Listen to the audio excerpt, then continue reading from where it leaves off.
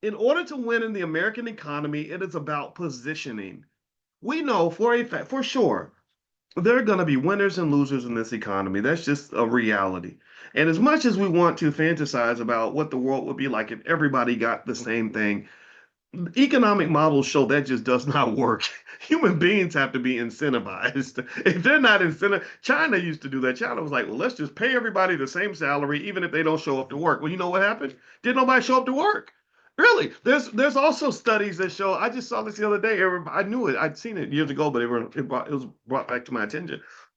There's studies. Do you know that? Check this out. Do you know that they find that if you have work teams, teams of work, or let's say group projects in a class or whatever, that if you have one person working on their own, they work really hard. If it's two people, they still work hard, but not as hard.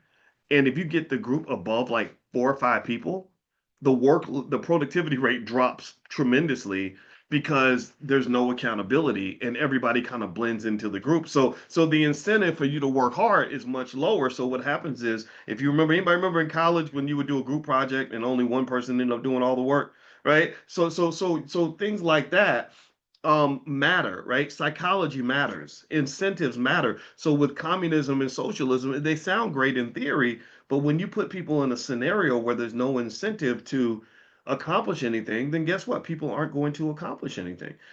In fact, a lot of you probably have that issue.